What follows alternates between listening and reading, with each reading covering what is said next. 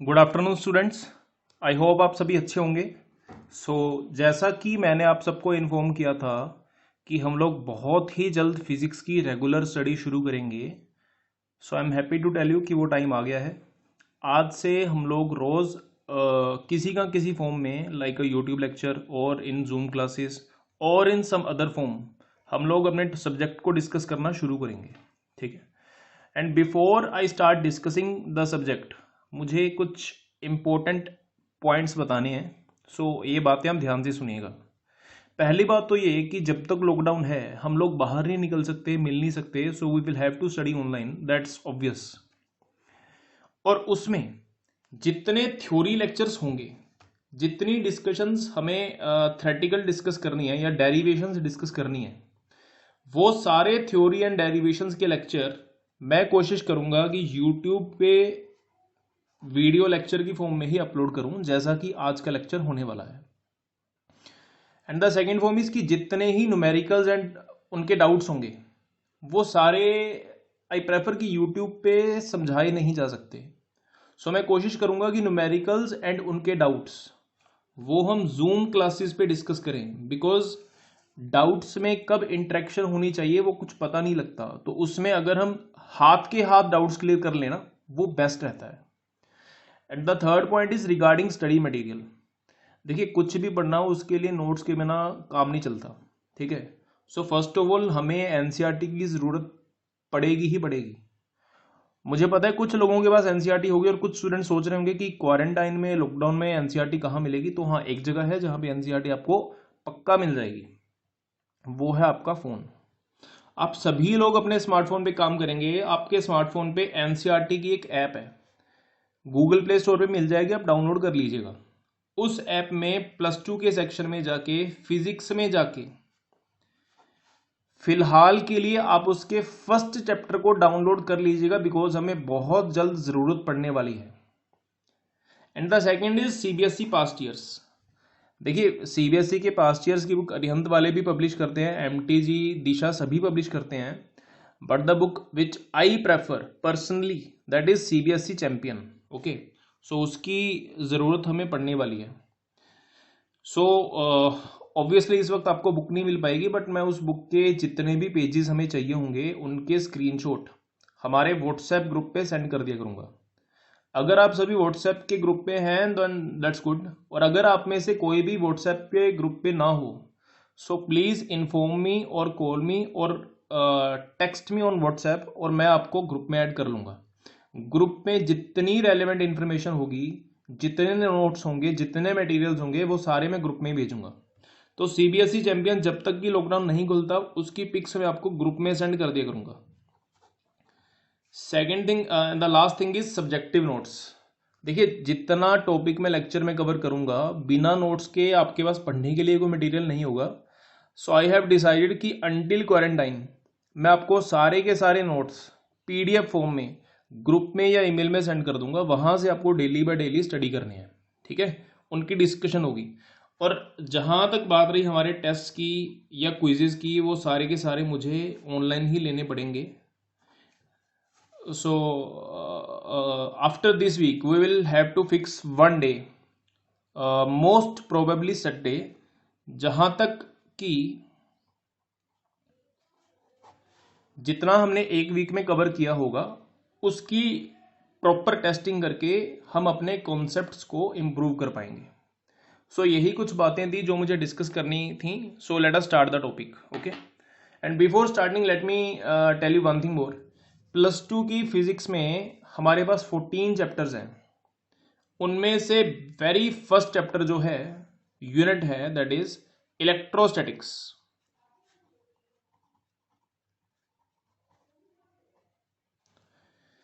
Electrostatics में मैं first chapter की डिस्कशन से शुरू कर रहा हूं। Let's begin. Chapter 1, electrical charges and fields. Okay, यहां पे हमें सबसे पहले समझने की जरूरत है कि चार्जेस होते क्या हैं। देखिए, इससे पहले मैं डिस्कशन करूं, आप सबने एक चीज तो पक्का की होगी अपने बचपन में, जब स्टूडेंट सेकेंड थर्ड क्लास में होते हैं वो ये काम पक्का करते हैं, मैंने भी किया है। क्या करते हैं कि स्टूडेंट्स अपने सर के बालों से कंघे को या स्केल को या किसी चीज को रब करते हैं, उसके बाद वो पेपर के छोटे छोटे बिट्स पकड़ लेते हैं, उनके पास रखते हैं, तो क्या क्या क्या करता है वो? हाँ बताइए बताइए, सोचिए क्या करता है वो? पेपर की बिट्स के साथ कंघा या स्केल क्या करता है? राइट, वो उनको अट्रैक्ट कर लेता है। मतलब कंघे को आपने पेपर से रब किया और उसके बाद उसके अंदर अट्रैक्शन की पावर आ गई। Just think about this. एक और एक्सपेरिमेंट बताता हूं, करना कभी। आपने एक गुब्बारा लेना, गुब्बारा, बैलून, ठीक है, उस बैलून को अपने सर के साथ रब करना और फिर आप देखेंगे कि वो बैलून को अगर आप दीवार से चिपकाएंगे ना तो वो दीवार से चिपका ही रह जाएगा। That means it starts attracting the ball, right. एक और एक्सपेरिमेंट बताता हूं। आप ना एक ग्लास की रोड लेना, कांच जिसको बोलते हैं, और एक सिल्क का कपड़ा ले लेना। सिल्क मतलब रेशमी कपड़ा। इन दोनों को आप अच्छे से रब करना, ऐसे, ठीक है। जब आप रब करोगे, इनके अंदर फ्रिक्शन पैदा करोगे, तो आप देखेंगे ग्लास के अंदर कुछ चार्जेस डेवलप हो जाते हैं। सिमिलरली आप इबोनाइट की रोड लेना। अब इबोनाइट क्या होता है? आप सबके घर में यूटेंसिल्स होंगे, प्रेशर कुकर होगा, कोई बर्तन होगा। प्रेशर कुकर का जो हैंडल होता है वो आपने देखा होगा, अक्सर काला सा हैंडल होता है, और वो जो काला हैंडल होता है दैट इज कॉल्ड इबोनाइट।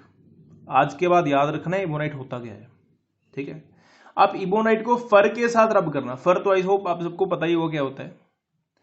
तो जब आप इबोनाइट को फर के साथ रब करेंगे तो इबोनाइट पे भी चार्ज आ जाएगा। उसके बाद क्या करना है, आप एक साइड पे ग्लास रोड को सस्पेंड कर देना, ओके, ग्लास रोड। दूसरी साइड पे इबोनाइट रोड को सस्पेंड कर देना। सस्पेंड करना मतलब लटकाना। और जब आप दोनों को सस्पेंड करेंगे तो आप देखेंगे कि दोनों एक दूसरे को अट्रैक्ट करने लगती हैं और एक दूसरे के करीब आ जाती हैं। दैट मीन्स अट्रैक्शन शुरू हो गई। इसके साथ साथ आप एक और एक्सपेरिमेंट करना। सिल्क से रब की हुई 2 ग्लास रोड्स लो और दोनों ग्लास रोड्स को आपस में सस्पेंड कर दो पैरेलल टू ईच अदर, और फिर आप देखेंगे कि दोनों एक दूसरे को रिपेल करती हैं। कहने का मतलब 2 ग्लास रोड्स ली तो एक दूसरे को रिपेल करती हैं। ग्लास के साथ इबोनाइट रोड ली तो वो एक दूसरे को अट्रैक्ट करती हैं। इससे पता क्या लगता है? इससे यह पता लगता है कि हम चार्ज को डिफाइन कैसे कर सकते हैं। अब ध्यान से सुनिएगा चार्ज की डेफिनेशन। आई होप आप सबको नोट्स विजिबल होंगे, तो अगर पॉसिबल हो तो मेरे साथ साथ रीड करिएगा। Charge is that entity acquired by a body by the virtue of which it attracts or repels an oppositely or likely charged body। ठीक है, ध्यान से समझिएगा मीनिंग। अगर किसी बॉडी के ऊपर चार्ज होता है तो वो रिपेल भी कर सकती है उस बॉडी को जिसका चार्ज उसके जैसा हो, और अट्रैक्ट भी कर सकती है उस बॉडी को जिसका चार्ज उसके ऑपोजिट हो। ये सारी चीजें एक्सपेरिमेंटली डिटरमाइन की गई हैं, उसके बाद ही हमने चार्ज को इस तरह से डिफाइन किया है। अब चार्ज का जो सिस्टम था उसके ऊपर सबसे ज्यादा योगदान जिनका था उनका नाम था कूलम्ब। तो हर फिजिकल क्वांटिटी की कोई यूनिट भी होती है, तो चार्ज की भी यूनिट है। तो चार्ज की जो एसआई यूनिट है वो कूलम्ब है। Let us discuss more about that. तो चार्ज की अगर एसआई यूनिट में आपसे पूछूं तो एसआई यूनिट है कूलम्ब, और एक कूलम्ब में चार्ज कितना है? The charge on 1 coulomb is equal to the charge of 6.25 into 10⁻18 protons. ये आपको याद रखना है। एक कूलम्ब में इतने प्रोटॉन्स का चार्ज आ जाता है, ठीक है। इसके साथ साथ एक और पॉइंट, अगर मैं आपसे पूछूं 1 कूलम्ब का चार्ज कितना है प्रोटॉन्स के बराबर, तो ऑब्वियसली अगर मैं आपसे पूछूं 6.25 इंटू 10⁻18 इलेक्ट्रॉन्स में कितना चार्ज है, that is obviously -1 coulomb, right. अच्छा, ये तो होगी SI unit. Now let us discuss the CGS unit of charge. The CGS unit of charge is called stat coulomb.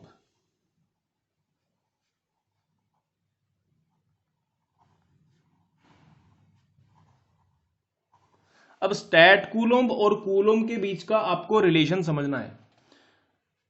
1 stat coulomb is equal to 3.33 into 10⁻⁻10 coulomb. ये relation आपको याद रखना है because Punjab board के सब्जेक्टिव में पूछा जा सकता है. सीबीएसई में पूछने की प्रोबेबिलिटी ना के बराबर है, फ्रैंकली स्पीकिंग. ठीक है, ओके. सो let us discuss one more thing. Charge की जो यूनिट है 1 कूलोम्ब वो बहुत बड़ी यूनिट है. तो इसकी कुछ छोटी यूनिट्स भी होती हैं लाइक मिली coulomb, micro coulomb, nano coulomb, pico coulomb. ये बच्चों को +1 में पता होता है तो मैं इस पर ज्यादा टाइम वेस्ट नहीं करूंगा. 1 milli coulomb is equal to 10⁻³ coulomb, micro -6, nano 10⁻⁻9 coulomb and pico is equal to 10⁻12 coulomb. ये चारों यूनिट्स आपको याद रखनी है. वन लास्ट थिंग, हमने डिस्कस किया है कि एक कूलोम्ब में कितने प्रोटॉन्स का चार्ज है. अगर मैं आपसे पूछता कि एक प्रोटॉन का चार्ज कितने कूलम के बराबर है तो आप कैसे निकालते? सोचिए, मैं जवाब नहीं दूंगा इसका. आप 1 सेकंड के लिए वीडियो को पॉज करो और सोचो कि प्रोटॉन पे कितने कूलम का चार्ज है, ये आप कैसे निकालोगे. ठीक है, अब मैं बता रहा हूं. हम क्या करेंगे, इस इक्वेशन को 6.25 इंटू 10⁻18 से डिवाइड कर देते हैं. तो हमारी इक्वेशन क्या बनती है? हमारी इक्वेशन है 1 coulomb is equal to 6.25 into 10⁻18 proton. इसको 6.25 इंटू 10⁻18 से जब हम डिवाइड करेंगे तो यहां पे 1 आ जाएगा. बट ध्यान से देखें, 1/6.25 इंटू 10⁻18 क्या बना? ये बन गया 1.6 इंटू 10⁻19. देखिए, मैं कैलकुलेशन पे टाइम वेस्ट नहीं कर रहा. आई होप ये सब आप खुद भी कर सकते हैं. सो ये हमारे पास बन गया 1.6 इंटू 10⁻19 कूलम. और ये रिलेशन आपको याद रखना है. Charge on 1 proton is equal to 1.6 into 10⁻19 coulomb, while charge on 1 electron is equal to -1.6 into 10⁻19 coulomb. This is very very important relation. ये चार्ज की स्मॉलेस्ट वैल्यू है जो दुनिया में पॉसिबल है. So let us come to the next topic. Our next topic is the basic difference between an insulator and a conductor. अब इसको ध्यान से समझिए. कंडक्टर वो होते हैं जो बिजली को कंडक्ट करते हैं, इलेक्ट्रिसिटी को कंडक्ट करते हैं. इंसुलेटर वो होते हैं जो बिजली को कंडक्ट नहीं करते, इलेक्ट्रिसिटी को कंडक्ट नहीं करते. उनका बेसिक डिफरेंस क्या है? कंडक्टर में ढेर सारे फ्री इलेक्ट्रॉन्स हैं जिनकी वजह से, जिनके ट्रेवल करने से इलेक्ट्रिसिटी कंडक्ट होती है. इंसुलेटर्स में भी इलेक्ट्रॉन्स हैं बट वो सारे इलेक्ट्रॉन्स बाउंड स्टेट में होता है. They are in the valency state. वो इतने ज्यादा बाउंड होते हैं कि वो मूव नहीं कर सकते, इसलिए वो इलेक्ट्रिसिटी को कंडक्ट नहीं कर सकते. मुझे पता है ये 9th 10th के बेसिक्स हैं बट हमें पता होने चाहिए सारे. इसके बिना हम इलेक्ट्रोस्टैटिक्स के बेसिक्स को समझ नहीं पाएंगे. चलो, ये हो गया अपना इंसुलेटर्स एंड कंडक्टर्स का difference. So next topic is impact of charging a conductor and an insulator. Suppose करिए आपने एक कंडक्टर को चार्ज करा, कंडक्टर पे ढेर सारा नेगेटिव चार्ज जमा हो गया. तो आप क्या देखेंगे? आप देखेंगे कि ये सारा नेगेटिव चार्ज आपस में एक दूसरे को रिपेल करने की वजह से फैल जाता है. ध्यान से समझिए इस बात को.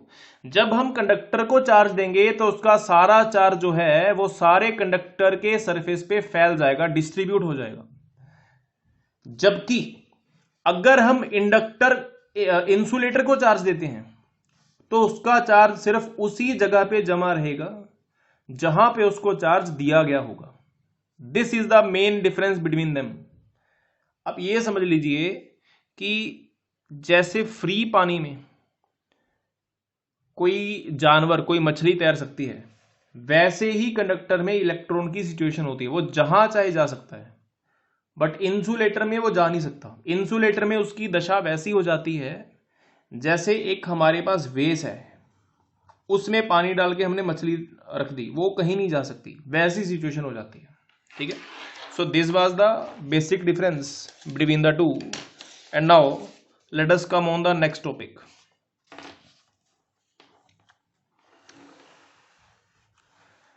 Work function. अब आप वर्क फंक्शन को समझोगे। देखो, इससे पहले मैं वर्क फंक्शन को डिस्कस करूं, आप सबने पढ़ा होगा +1 की केमिस्ट्री के एटॉमिक स्ट्रक्चर चैप्टर में कि अगर हाइड्रोजन के एटम को 13.6 इलेक्ट्रॉन वोल्ट की एनर्जी मिले तो उसमें से इलेक्ट्रॉन अलग हो जाता है और प्रोटॉन अलग हो जाता है। राइट, याद करिए, स्ट्रेस दीजिए दिमाग पे। Now let me give you another example. आप अगर सोडियम के पास क्लोरीन का एटम छोड़ दें तो आप जानते हैं कि सोडियम अपना इलेक्ट्रॉन लूज कर देता है और क्लोरीन एक इलेक्ट्रॉन गेन कर लेता है। ये कैसे होता है? इसका रीजन ये है कि क्लोरीन सोडियम को इतनी एनर्जी दे देगा कि सोडियम अपना इलेक्ट्रॉन इसको डोनेट कर सकता है, सोडियम अपना इलेक्ट्रॉन लूज कर सकता है। सिमिलरली हाइड्रोजन जो है वो क्या है? बेसिकली वो उसमें एक प्रोटॉन है, एक उसके बाहर इलेक्ट्रॉन है। तो जब हमने इलेक्ट्रॉन को प्रोटॉन से दूर करना है तो हमें कुछ वर्क करना पड़ेगा, हमें फोर्स लगाना पड़ेगा, और वर्क डन ही एक तरह से एनर्जी का इक्विवेलेंट है। इस बात को ध्यान से समझिए। हमें कितनी एनर्जी लगानी पड़ी कि हम इसमें से इलेक्ट्रॉन को दूर कर दें, उसी को मैं वर्क फंक्शन कह रहा हूं। कहने का मतलब, अगर मैं 13.6 इलेक्ट्रॉन वोल्ट की एनर्जी इस एटम को दूं तो इसमें से इलेक्ट्रॉन इंफिनिटी तक चला जाएगा, बहुत दूर चला जाएगा। That is called the work function. ठीक है, सो वर्क फंक्शन का बेसिक डेफिनेशन क्या हुआ? वर्क फंक्शन का बेसिक डेफिनेशन हुआ कि किसी भी एटम को कितनी एनर्जी दी जाए ताकि वो अपना एटम इलेक्ट्रॉन अलग कर दे और एटम पे एक पॉजिटिव चार्ज आ जाए, उस एनर्जी को हम वर्क फंक्शन बोलते हैं और उसका सिंबल हम फाई लिखते हैं। Phi is the symbol of work function. ठीक है, आई होप यहां तक आपको कोई भी डाउट, कोई भी दिक्कत, कोई भी शंका नहीं होगी। हम नेक्स्ट टॉपिक पे आते हैं, that is methods of charging a body. ध्यान से समझिएगा, यहां से इंपॉर्टेंट टॉपिक शुरू होने लगे हैं। Methods of charging and discharging a body. किसी भी बॉडी पे चार्ज लाने का क्या क्या तरीका हो सकता है। तो सबसे पहले तो चार्जिंग का मतलब समझिए। अगर मैं आपसे पूछूं कि किसी एटम पे पॉजिटिव चार्ज आया है तो आपको क्या लगता है उसने क्या किया होगा? मैं बोलूं सोडियम पे पॉजिटिव चार्ज आया तो सोडियम ने क्या किया होगा? याद रखना है, ऑब्वियसली सोडियम ने इलेक्ट्रॉन लूज करके पॉजिटिव चार्ज गेन किया होगा। सेकंड पॉइंट, अगर मैं आपसे पूछूं कि किसी एटम ने नेगेटिव चार्ज गेन कर लिया तो उसने क्या किया होगा? सपोज करो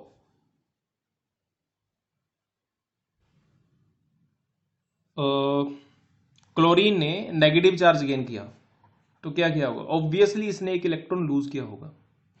कहने का मतलब, जब भी कोई बॉडी पॉजिटिव चार्ज गेन करती है इसका मतलब उस बॉडी ने इलेक्ट्रॉन लूज करता है। दूसरी बात, अगर कोई बॉडी नेगेटिव चार्ज गेन करती है दैट मीन्स कि उस बॉडी ने इलेक्ट्रॉन गेन किया है। यह बात मैंने डिस्कस इसलिए किया है कि कभी भी कोई बॉडी प्रोटॉन या न्यूट्रॉन गेन या लूज नहीं कर सकती, चाहे उस पर पॉजिटिव चार्ज आए चाहे नेगेटिव चार्ज आए।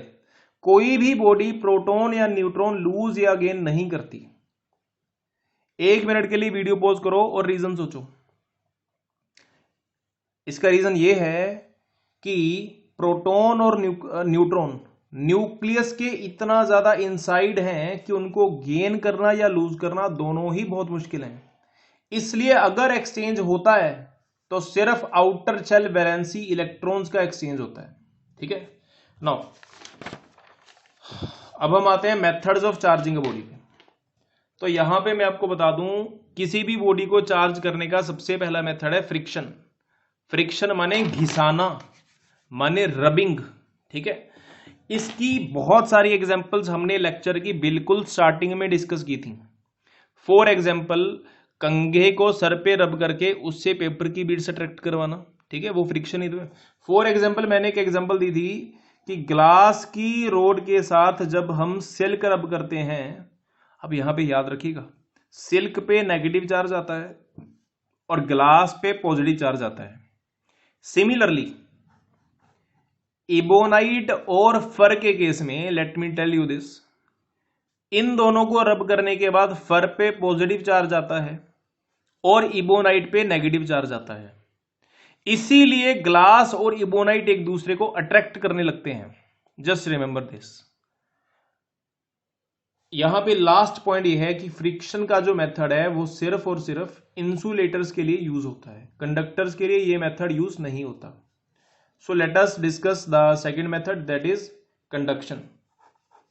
हमने अभी तक चार्जिंग का फर्स्ट मेथड पढ़ा है, दैट इज फ्रिक्शन। अभी चार्जिंग के सेकंड मेथड पे आते हैं, दैट इज कंडक्शन। कंडक्शन का मतलब क्या होता है? कंडक्शन का मतलब होता है टच करवाना।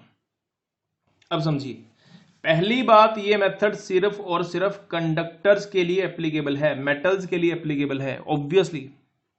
अब समझिए इसमें करते क्या है। सपोज करिए एक मेटल है, एक मेटालिक बॉडी है बी ए, दूसरी मेटालिक बॉडी है बी। ए के ऊपर कुछ कुछ पॉजिटिव चार्ज है, जबकि बी जो है वो एक न्यूट्रल कंडक्टिंग स्फीयर है, where this is positively charge conducting sphere. These both are insulating stands. ये स्टैंड्स को इंसुलेटिंग स्टैंड बोलना है। इनका काम है कि इसका चार्ज इसके तक रखे, धरती में ट्रांसफर ना हो। इनका सिर्फ इतना काम होता है। तो अगर हमारा टास्क है कि हम बी पे चार्ज ट्रांसफर करें, तो हमारा सबसे पहला स्टेप होता है कि दोनों को टच करवाएं। हमने दोनों को टच करवाया। टच करवा के हम क्या देखेंगे कि जो ए है उस पे कुछ पॉजिटिव चार्ज है, बी न्यूट्रल है। आप खुद सोचिए, एक बॉडी पे चार्ज होगा, दूसरी पे नहीं होगा, तो क्या उसका चार्ज ट्रांसफर नहीं करेगा? चार्ज बॉडी अपना कुछ परसेंट चार्ज दूसरी बॉडी को दे देगी। तो हम क्या देखेंगे? हम देखेंगे कि कुछ इस तरह का सिस्टम बन जाएगा, दोनों पे कुछ कुछ चार्ज आ जाएगा।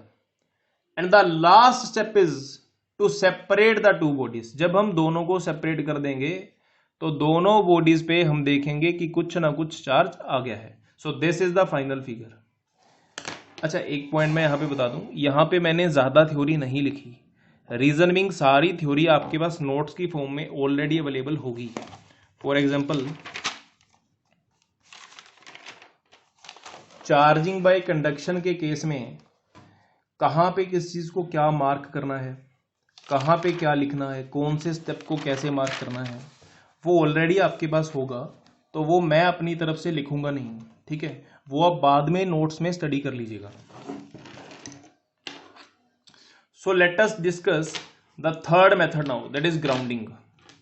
सबसे पहले आप ग्राउंडिंग का मीनिंग समझिए। इसके दो नाम है, ग्राउंडिंग एंड अर्थिंग, ठीक है। ऑब्वियसली नाम से पता लग रहा है कि हम बॉडी को अर्थ के साथ कनेक्ट करेंगे। पहली बात मैं बता दूं, ये मेथड किसी बॉडी को चार्जिंग करने के लिए यूज नहीं होता, ये बॉडी की डिस्चार्जिंग के लिए यूज होता है। फॉर डिस्चार्जिंग, उसका चार्ज रिमूव करने के लिए। इसमें सबसे पहले हमारे पास एक चार्ज बॉडी होगी। हमने कुछ नहीं करना, बस सिंपली एक तार लेनी है कॉपर की। उस कॉपर की तार का एक छोर बॉडी के साथ कनेक्ट कर दो और उसका दूसरा छोर अर्थ के साथ कनेक्ट कर दो। Now this is the position off switch. आपने पक्का 10th में पढ़ा होगा स्विच क्या होता है। यहां पे मैंने क्लोज्ड स्विच की पोजीशन दिखाई है। And this is the symbol for earthing, ठीक है, ये अर्थिंग का सिंबल है। अर्थिंग मतलब कि वायर का एक एंड अर्थ के साथ कनेक्टेड है। अब देखिए, इस बॉडी पे इनिशियली ढेर सारा पॉजिटिव चार्ज था। जैसे ही हमने बॉडी के साथ वायर अर्थ के साथ कनेक्ट की, तो हम देखेंगे बॉडी का सारा पॉजिटिव चार्ज अर्थ के थ्रू ट्रांसफर होना, वायर के थ्रू अर्थ की ओर ट्रांसफर होना शुरू हो जाता है। थोड़ी देर बाद हम देखेंगे कि बॉडी न्यूट्रल हो जाती है। बॉडी न्यूट्रल हो गई और इसका सारा चार्ज अर्थ में ट्रांसफर हो गया। फिर हम क्या करेंगे, इस वायर को रिमूव कर देंगे। रिमूव करके अल्टीमेटली हमारे पास जो बॉडी है वो न्यूट्रल फॉर्म में बन जाएगी। इस तरीके से हमने अर्थिंग के थ्रू चार्ज बॉडी को न्यूट्रल बनाया, ठीक है। Now the last method of charging, यहां पे मैं आज का लेक्चर कंक्लूड करूंगा। वैसे आई होप कि ये लेक्चर लगभग आधे घंटे का बन गया होगा। मैं आपको बता दूं आगे से लेक्चर और भी लेंथी बनने वाले होंगे। ये फर्स्ट लेक्चर है इसलिए मैं इसको छोटा रख रहा हूं। So the last method of charging a body is induction. Induction को डिस्कस करने से पहले मैं इंडक्शन का मीनिंग डिस्कस करूंगा। सपोज करिए हमारे पास एक न्यूट्रल कंडक्टिंग बॉडी है। न्यूट्रल मतलब चार्जलेस, कंडक्टिंग मतलब कंडक्टर है, फ्री इलेक्ट्रॉन्स है। ये हमारे पास बॉडी है। ये ऑब्वियसली इसका इंसुलेटिंग स्टैंड है। इसका काम सिर्फ ये है कि इसका चार्ज खुद तक रहे, इसका चार्ज अर्थ में ट्रांसफर ना हो। हम सबसे पहले क्या करते हैं, इस न्यूट्रल कंडक्टिंग बॉडी के पास एक चार्ज बॉडी लेकर जाएंगे। इस चार्ज बॉडी ने क्या किया, ध्यान से समझिए। जैसे ही हम एक चार्ज बॉडी इस बॉडी के पास लेकर गए तो होगा क्या, हमें पता है कि ये कंडक्टर है। कंडक्टर में क्या होते हैं, फ्री इलेक्ट्रॉन्स होते हैं। अब फ्री इलेक्ट्रॉन देखेंगे कि यहां पे एक पॉजिटिवली चार्ज बॉडी आई है तो ऑब्वियसली वो अट्रैक्ट होंगे। अब खुद सोचो, सपोज करो यहां पे एक ढेर सारा पॉजिटिव चार्ज है, कोई न्यूट्रल एटम है, उसका यहां पे इलेक्ट्रॉन है। इस इलेक्ट्रॉन ने यहां पे एक पॉजिटिव चार्ज देखा तो क्या करेगा, इलेक्ट्रॉन यहां से भागेगा पॉजिटिव की ओर। जैसे ही इलेक्ट्रॉन्स यहां से भागा तो ये जो एटम पहले न्यूट्रल था ये क्या करेगा, समझिए इस बात को। जैसे ही न्यूट्रल एटम का इलेक्ट्रॉन डिस्टर्ब हुआ तो न्यूट्रल एटम पे एक पॉजिटिव चार्ज आ गया। ठीक वही सिचुएशन यहां पे होती है। इस बॉडी में जो फ्री इलेक्ट्रॉन्स हैं वो यहां से टूट टूट कर इस डायरेक्शन में मूव करेंगे। जैसे ही यहां पे इलेक्ट्रॉन्स आ जाते हैं हम देखेंगे कि ऑपोजिट डायरेक्शन में पॉजिटिव चार्ज भी गैदर हो जाता है, बिकॉज यहां के एटम्स के इलेक्ट्रॉन्स बॉन्ड्स ब्रेक कर कर यहां पे पहुंचते हैं एंड देयरफॉर दोनों साइड में ऑपोजिट चार्ज जमा हो जाता है। So the situation is this कि यहां पे अपने पास एक पॉजिटिवली चार्ज बॉडी आई, इसके रखते ही यहां पे नेगेटिव चार्ज आ गया और यहां पे पॉजिटिव चार्ज आ गया। This is the meaning of induction. तो सिंपल अगर मैं हिंदी भाषा में कहूं तो इंडक्शन का मीनिंग है कि एक चार्ज बॉडी पास रखने पर दूसरी बॉडी में दो ऑपोजिट चार्जेस करीब करीब इंड्यूस हो जाते हैं। ठीक है, अब हम डिस्कस करेंगे कि इंडक्शन के थ्रू किसी बॉडी को चार्ज कैसे किया जा सकता है। ठीक है, सो इंडक्शन के थ्रू किसी भी बॉडी को चार्ज करने के दो मेथड्स हैं। मैं दोनों मेथड्स रख रहा हूं। सो फर्स्ट मेथड हमारे पास ये है कि सपोज करिए हमारे पास एक न्यूट्रल कंडक्टिंग स्फीयर है। इस न्यूट्रल कंडक्टिंग स्फीयर को मैंने इसके पास मैं एक चार्ज बॉडी लेकर आया बट मैंने टच नहीं करवाई। अब जैसे कि हमने इंडक्शन के मेथड को डिस्कस किया है तो जैसे ही मैं इसके पास चार्ज बॉडी लेकर आऊंगा तो मैं देखूंगा कि इसके ऊपर नेगेटिव चार्ज एक साइड पे और पॉजिटिव चार्ज एक साइड पे जमा हो जाएगा। ठीक है, ऑब्वियसली फिर अगला स्टेप मैं क्या करूंगा कि मैं इस बॉडी को एज इट इज रखूंगा और ऑपोजिट साइड से इस बॉडी को एक वायर के थ्रू अर्थ के साथ कनेक्ट कर दूंगा। अब हमें पता है कि चार्ज डिस्ट्रीब्यूशन यहां पे ऐसी थी और यहां पे पॉजिटिव चार्ज था, और जैसे ही मैं इस बॉडी को अर्थ के साथ कनेक्ट करूंगा तो इस बॉडी का सारा पॉजिटिव चार्ज अर्थ की ओर वायर के थ्रू फ्लो करने लगेगा और कुछ देर बाद चार्ज डिस्ट्रीब्यूशन कुछ इस तरह की हो जाएगी। मतलब नेगेटिव चार्ज इसने पकड़ के रखा है, होल्ड करके रखा है, तो नेगेटिव चार्ज अर्थ में फ्लो नहीं करा, बट पॉजिटिव चार्ज को ये रोड रिपेल कर रही है, उसकी वजह से, इसकी रिपल्शन की वजह से ये पॉजिटिव चार्ज अर्थ में ट्रांसफर हो गया। देयरफॉर अब इस बॉडी पे नेगेटिव चार्ज बचा। अब क्योंकि इस बॉडी पे एक तरह से चार्ज आ चुका है, सो मेरा अगला काम ये होगा कि मैं इस बॉडी की वायरिंग रिमूव कर दूंगा। जब चार्ज आ गया then I can remove the wire. So थोड़ी देर बाद मैंने वायर हटा दी तो ये मेरी फाइनल फिगर बन जाएगी। अब इसके बाद मैं क्या कर सकता हूं, मैं इस चार्ज बॉडी को भी हटा सकता हूं एंड मेरी फाइनल फिगर फिर कुछ ऐसी बन जाएगी।